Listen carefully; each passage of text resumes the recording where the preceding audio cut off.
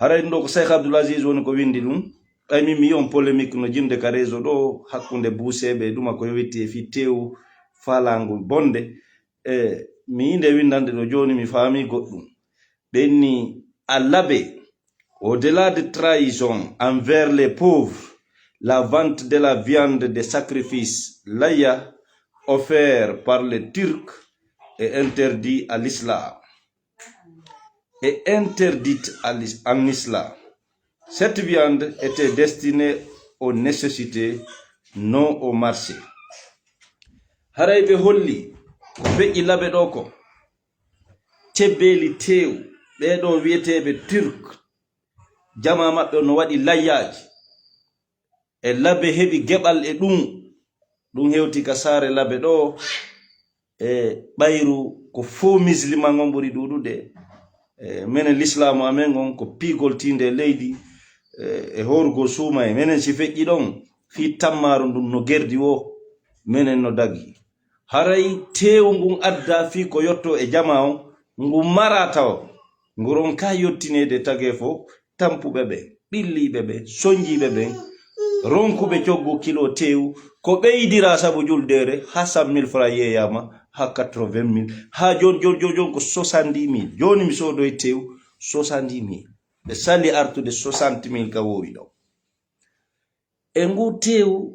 ɓe falango wadde business e menen do ka hutuba waɗa ɗo on kura ko fi layya on hino tonga ton go l'islam on no tongi hay ittugol kutirɗi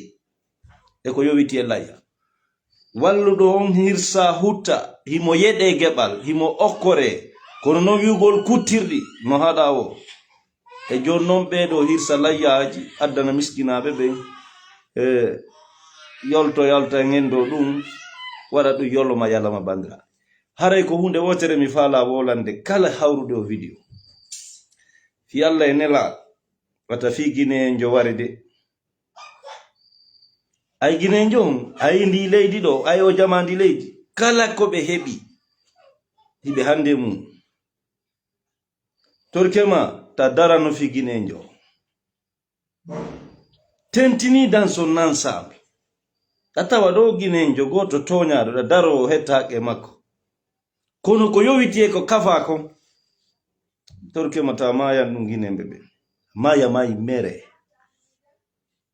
sabuna so yii ha joni sottali ha joni marsali ko Guinéenjo on dans son majorité ɓurɓe ɗuɗude ɓen ko ñolɓe ɓurɓe ɗuɗde ɓen ko ñolɓe sina ɗum ko honno tew addante fi tampuɓe e min mi watta ɗum kalisi mi watta kaji pour quelle raison fiyon ko ɗum enen jooɗi ɓe legaɓen si fottama ka kafeje ɓe wonɓe dowga koni yeni si a waɗama ɗon ko ɓuri ɓen watta gasa ɓuri ko ɓe woni wadde ko watta aran torke jama ono witiɓe activiste journaliste borto barta o yi ha Guinéenjo kaw kelli ɗon o yi ha kaw moƴƴi ɗon ka goɗɗo ƴetta ka o yanganaki yehi jonnanan tampuɓe ɓe e kadi ko marotako ko bonata heña Guinéenjo mo andi imo andi kura woy woda koy tewo wata mara ɓe ƴetta ngu ɓe mara ngu ɗo ha julde nden feƴƴa few ngu tilfo kangu woni ɗon ɓe yaltina ngum ɓe tonga hirsugol fi ha ngun ɗon menen jama labe on min ñama ɗum ɗon min heɓa pucuru e doguredu bandiraɓe ara o yi Guinéenjo ka e ɓe wonɓe wadde ɗo sikude ko hettiɓe ko tampuɓe c'est des pauvres gens ko miskinaɓe ko tampuɓe woni wadde ɗum awa ɗum ɗo yakka seede men enen susiyotoɓe fi lagine yolo yala awa wino ɗo no Guinéenjo wayri non an wondola darde ni wiɗo ɓe no wadri ni sa waɗama ka ɓe wonno a waɗa pire a wonay un prédateur économique criminel kadi parce que ka goɗɗo suusi memugol ko fandi o 20 milliards ko kafa on c'est un criminel auzubillah yaha 100 milliards 200 milliards murtina ɗin ko fof kafi an ko kural handuɗa ara ko dum wadi ko video ko hollu gollen silawol mojjol hebaki wona Paul ma Pierre ko fu si kuran hebaki wona Paul ma say orange no wada en ko ne wadde nous sommes tous responsables ko nyolbe nan ko no goddo sodirta passe moi no winda do passe moi soda du laabi jowi der lewru wi'an no wi'a ko pass connexion fi lewru soda dum laabi jowi e der lewru woto no wi'a ko connexion mo yontere soda on laabi jowi e der yontere wo non ko pass yontere ko dum le winda do awa ko gine joway ni bandrabe kono wawden non kala arbe be wadira en non edi société ji min diyoto wallahi porto rawna guri fo no andi hakke ko ni gollugol en be andi tilfaare sonja ko nemu salaire ji timmudi ko dum be propose ta ko do watte kayji ko fandi wo wondo golde di minji ma dogila kamyo wal ko fandi wo ka rawna guri en ka kaydiji ko yobete do $1500 ona hay par franc ni diskit $1500 ko ndo andi ko no endoto so hendi ki a 3 millions 5 millions ko hombo wadi dum ko rawna gurilo zame ginenjo wadi ginenjo wadi hare ono wombe ka woni wo no susi yigoy no maapigoy no aanigoy e haqqille mum ko laamu woni mo jaali ko dum wadi haray ko ginenjo woni taf ko ginenjo woni nyollo ko ginenjo woni o geraki sina do wawata wonde ƴettugol tewu neldangu miskinabe yeyitangu e pellet mandi ko jullo kanko wondo wadde dum kono haqqille makko no sellanamo ko wadi on taja tokka don kanko yimo yeta so juuli fana e alansara futuro e geje e onde ma bakkatu fo yoloto yimo yeta so yeyi makka warti mo waywa nyande yuma makko jibini mo yeta so wadi umra goto o arta yo arda tay bakkat mo yeta so wadi astaghfirullah temedere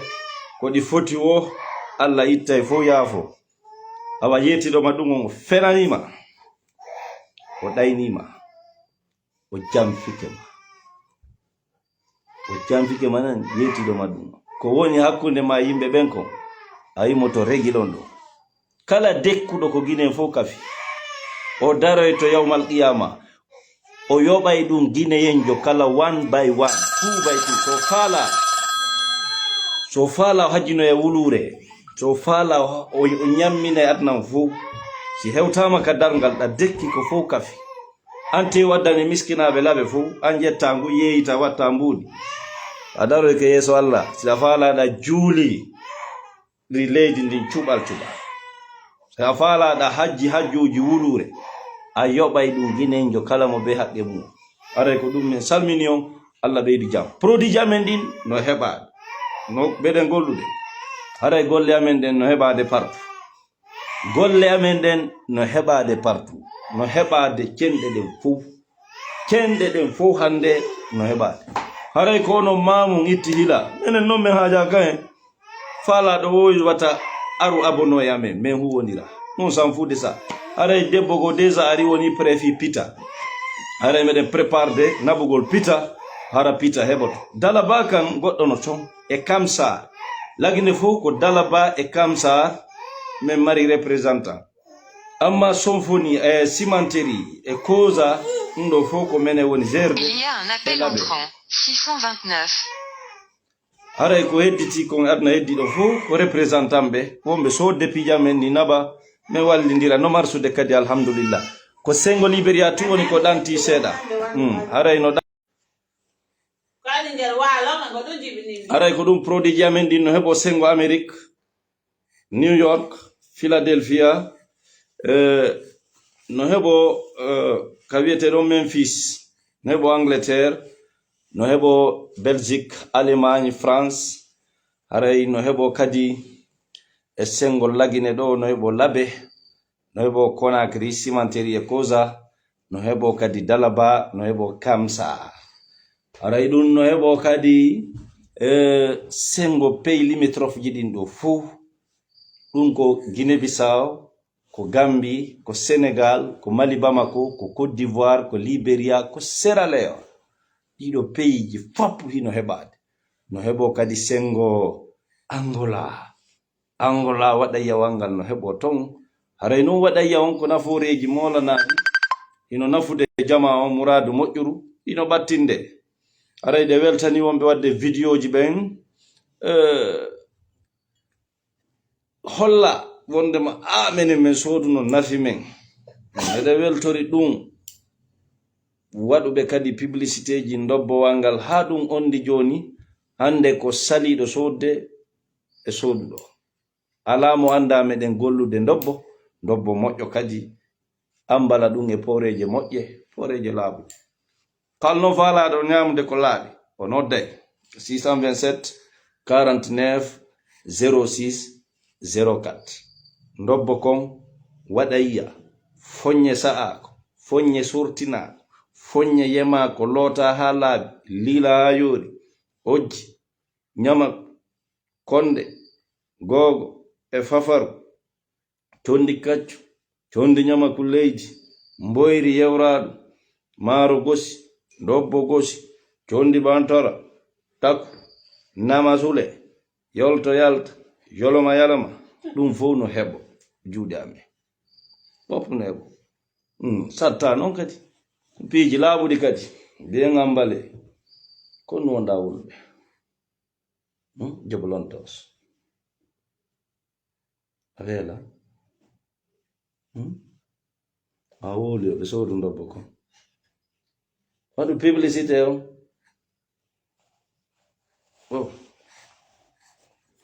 on vient de Bangal en Côte d'Ivoire. On nodda Abidjan, contactez men jonna numéro on sengo Abidjan.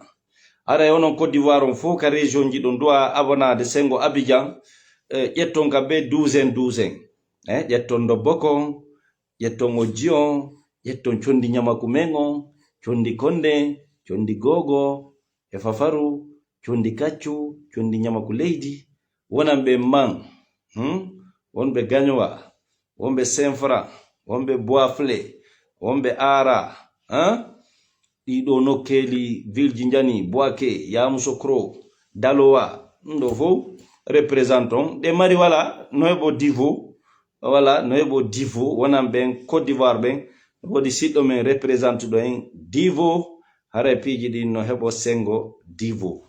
Kala contactuɓe men ka WhatsApp men naɓanay ɓe numéro on sentini onon divo wata ñaamu ndobboje luuɓuɗe hande kadi ndobboje ñolɗe hara ñaame ko tafa Fuuta Jallo, tafande ɓiɓɓe Fuuta, tafande newinde laaɓunde yoɗunde ndobbo kon ko ndobbo henti ko bandiraɓe. Hara sengo divo meɗen tongani on ñaamugol ndobbo ko ñaami o. Hara ndobbo amen kon no heɓo sengo divo. Kala hawruɗo vidéo himo divo hara yandi contacte men soodon ndobbowal amen ngal sengo ton. Waɗa yawno ton kadi. Onon ɓe Seere Kunda. Haray ko ndobbo moƴƴo me woni o naɓande. Tigaje remade e leydi Fuuta. Ka yowiti goɗɗum ɗum ko ngesa wula, goɗɗum ɗum ka wiyeteɗo gawal no heɓo ko ton tigaje ɗe woni iwrude. Na tiga ko remira engrais ji ma ɗuma. Haray dakam men no woodi, guwon no woodi. Sengo Gambie, Seere Kunda. Haray kala hawruɗo e vidéo on téléma ton hara min andini on dey ndobbo kon no heɓo ton. Ndobbo kon no heɓo Seere Kunda. Tentinima Dakar joni o woni yolto yalta o ngala sodde ndobbo kon parce que mi naɓay ɗo si o 50 ɗum waɗa 2-3 ko ila ka suuma e dari ila ka suuma e min wayri naɓude Dakar en ɗo c'est grave no hulɓini où il y a plus de 1 million de Guinéens à Dakar 5 kilos capanɗe joyi men naɓi to e 10 kiloji seeɗa kono ha joni ɗo ɓe wattali commande taw iɗo muuɗa to waɗa yiya ko gonga waɗa yaw no moƴƴi kono soode ndobbowal ngal kadi soode ndobbo kon soodoto onon Dakar ɓawo watame wiide ngala ñamde maafe tiga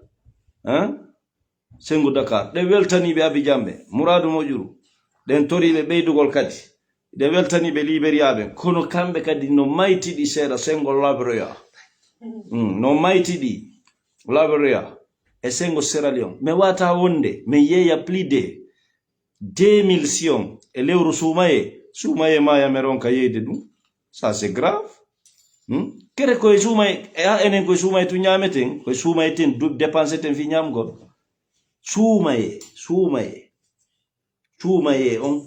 sabur sumaye kalannata sumaye on halo 15 on a vendu plus de 200 sion de 5 kilos de 10 kilos et de 20 kilos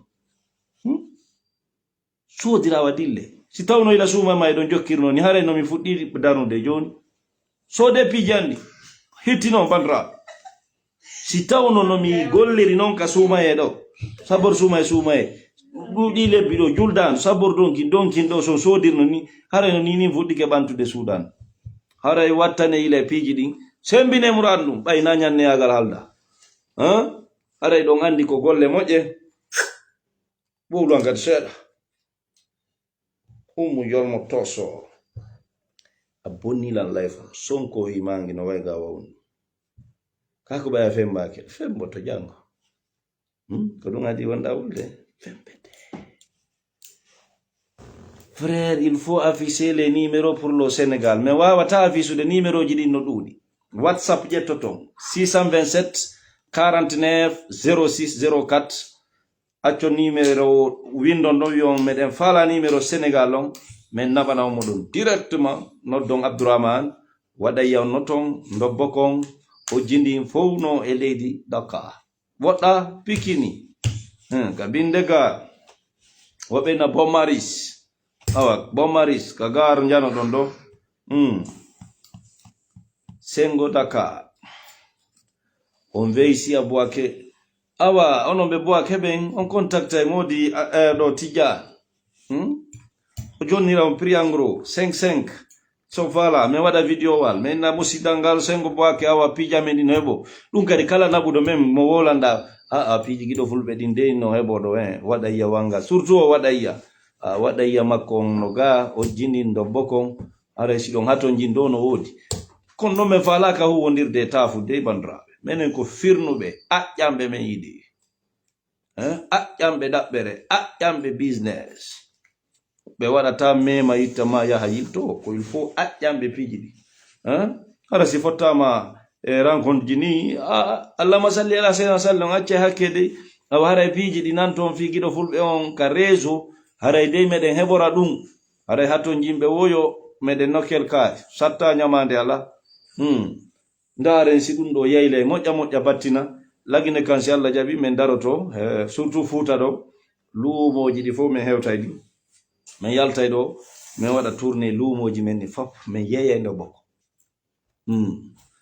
telimile kadi men yahay ton e sous-préfecture ji mabbe men jindina dobbowal amen kan moƴƴa sengo telimile sabuna ibe noddude ko simen hebi no représentant ka wiete do kindiya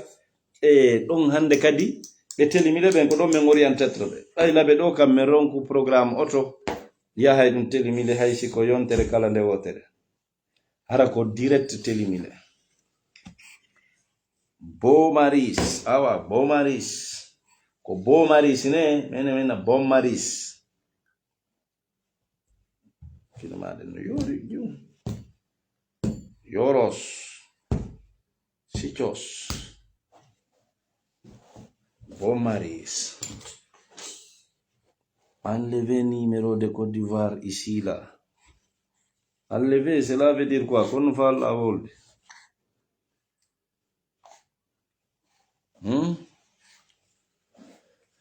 Johnny